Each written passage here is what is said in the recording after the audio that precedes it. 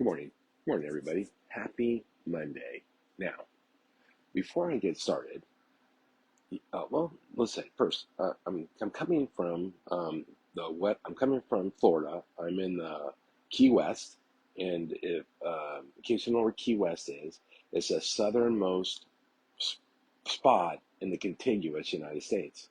So it's about 165 miles south of Miami, and it's a chain of islands that juts out about 100 miles south of the tip of Florida, and so it's considered Florida. And if you want just for some geography, Cuba is about 90 miles to the south, about so to be specific, 96 miles to the south.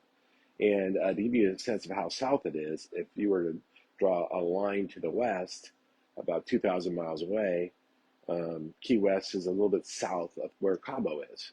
So I'm here in Key West, and I'm and if you joined me yesterday, or if you saw the catastrophe that was my Facebook Live yesterday, you would have known everything went wrong, and it was hilarious. It was so fun.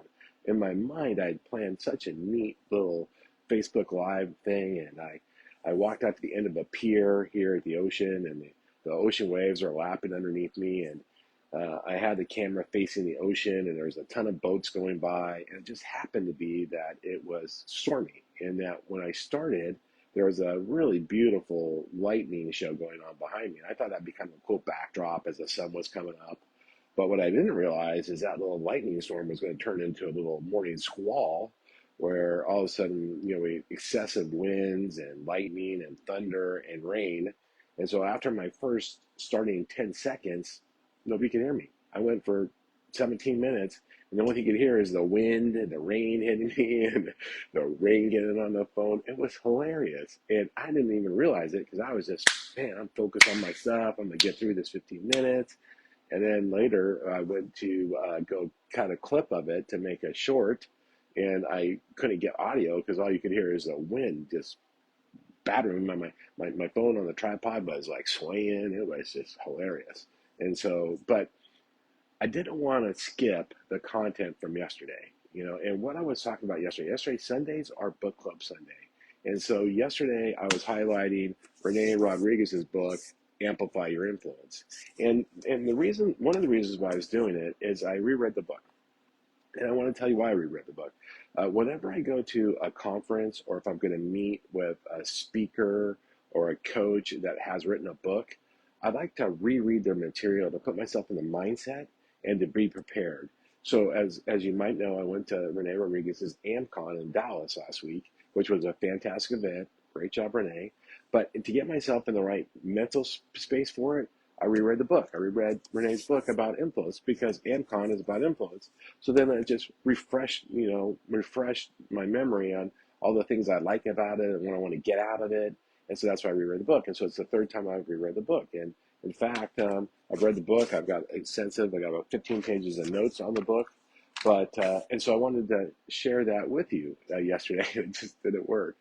And what's interesting about that is it didn't, I mean, aside from the fact that nobody could hear me and there was like a storm going on, but the whole morning was screwed up because I had planned to about a quarter mile from here is a monument delineating the southernmost spot in the United States. And it's a cool little monument. And so I thought yesterday I would walk over there, I'd set my camera in front of it, and I went over there at like 4 in the morning. I go, well, this is going to be easy. This is no problem, right? But I go there and I get to the point, and there's a couple of people there, right? And right behind the monument, there's a guy stretched out across the like the berm, and he's intermittently passed out and getting sick. And watching over him is a equally inebriated young lady. They're both in their early 20s, and it just wasn't going to make a good backdrop, right? And that's it's so funny. I mean, the lady was nice enough, and my guess is that they had just met earlier because one thing here, I think the bars close at 3. That's the time I get up. The bars close at 3. But when I was walking in the main area down in the touristy area, the place where they have all the shops and the restaurants and the bars and the art shops and stuff. Here it's called Duval Street. It's about a mile and a half long. But when I was walking that, it looked like everybody was just going to bed, and I was, I was just getting up. But anyway, so I couldn't do that live right there because of those people's problems. And so I said, well, I might as well go ahead and get my walk in before, my hour walk and come back and do it at the end.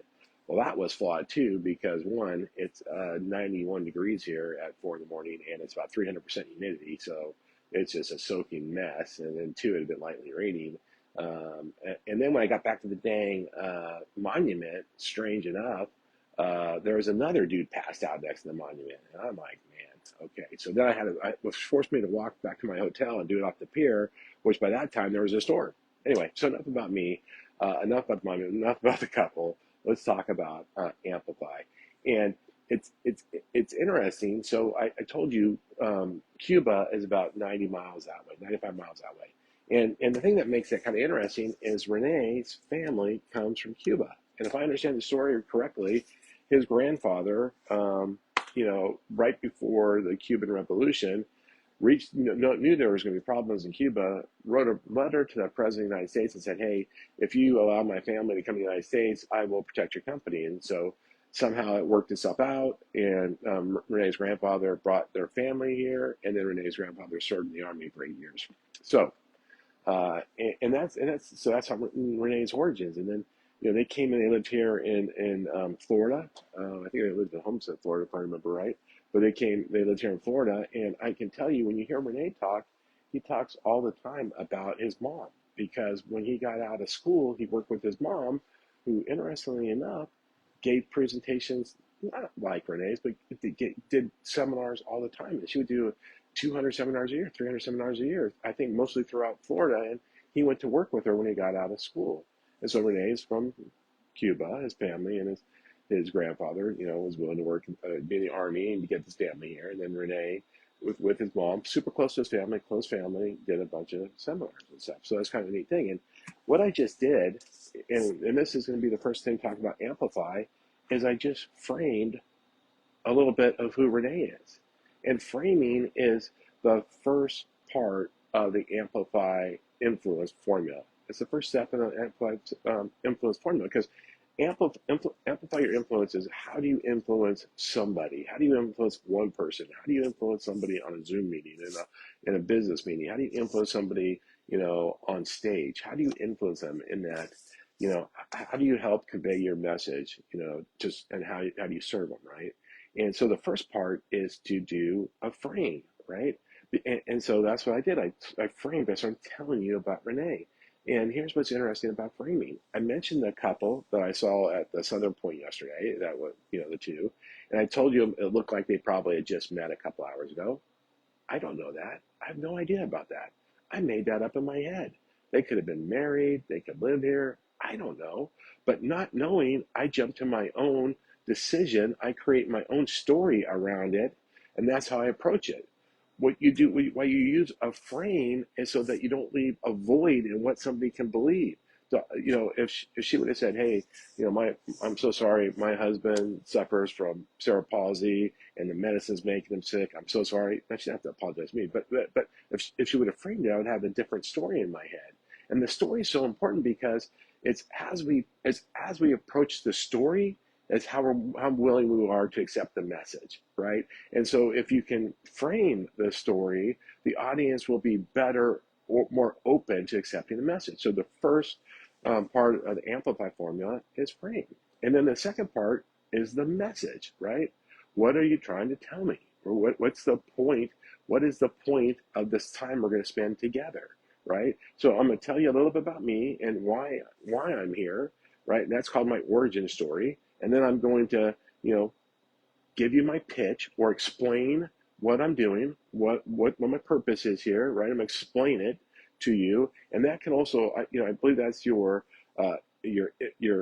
influence objective. Like, what's my objective to talk to you today, right? What's my objective? And then the last part, which is equally important to the frame, right? The frame and the tie down are the most important parts, because the tie down then is, why is it important to you, right? Here's my story. Here's why. Here's who I am. Here's how you should receive me. This is my message, and this is what it means to you. This is why it's relevant to you. This is how it's going to impact you, right? So if you want to have maximum influence, you need to do frame, message, tie down. Interesting, right? And so when you go to, when you engage with Renee, if you choose to read this book, really easy to read. And I can tell you there is nuggets on every page of this book. If you look at my 15 pages of single bullet point notes, there's so many great things, and some are directly about how to speak, but some are just how to be a better person and how to influence people and how to serve people. It's really good. But the key though, if you really want to up your game, like so many people are scared about getting in front of an audience or even leading a meeting or sometimes even doing a toast at a wedding. Because interestingly enough, check this out. When I went to Amplify, right, at least one of the people there was there to learn so that they could give a kick-ass toast to their daughter's wedding. It was great too, by the way. And so they used the formula and the tools and the skills for just influencing people to actually craft their speech for their daughter's wedding. And what's kind of surprising is that's not uncommon. I understand that all sorts of people go to Amplify for that one reason, and then, but if you just want to get better in front of a camera, get better on a stage, get better leading a meeting, get better on a one-to-one, right? Just communicate better. I strongly recommend you go to Renee's Amplify training. And in Renee's Amplify training, it typically, I think it starts on a like midday Thursday, you work all day Friday, and then you do a half a day Saturday. So it's about 48 hours, and it's hard work. You have homework. It's super uncomfortable because a lot of times speaking on a stage is super uncomfortable. We get anxious and we get tense. Well, what Renee does is he doesn't hide that from that environment.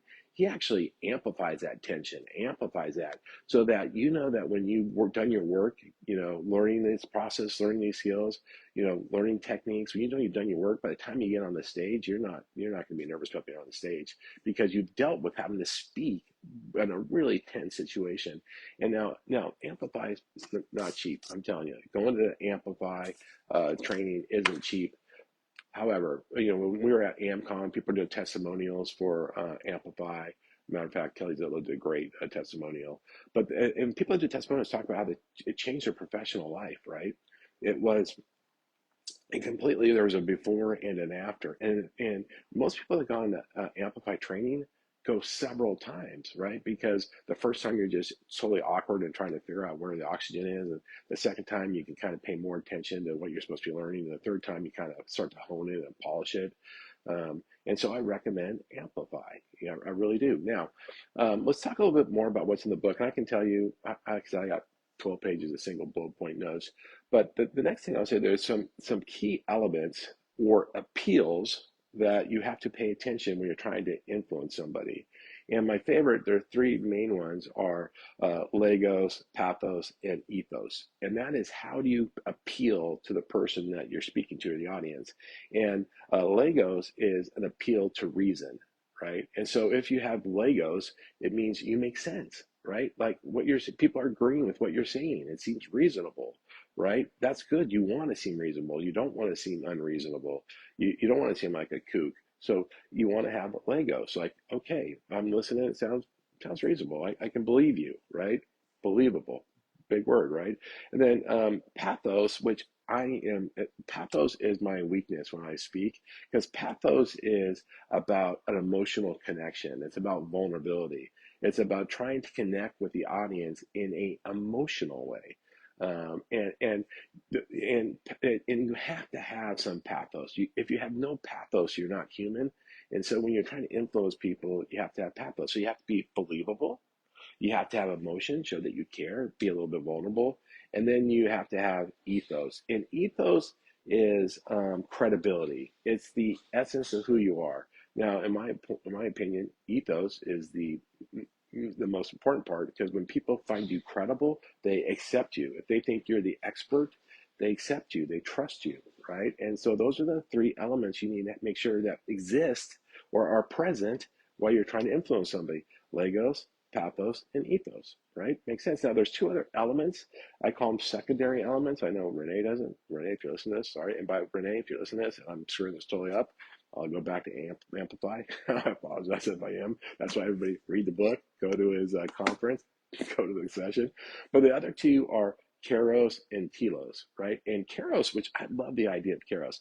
Keros is delivering the message at the perfect time when it is exceptionally relevant, right? Like, if you ever listen to somebody trying to tell you something you don't care about, like, you're totally focused on one thing or something in the world's going on, and they're totally talking about something else.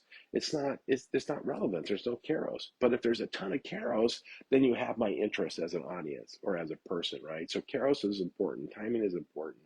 And then telos, which is just, it's an interesting thing. What's the end game?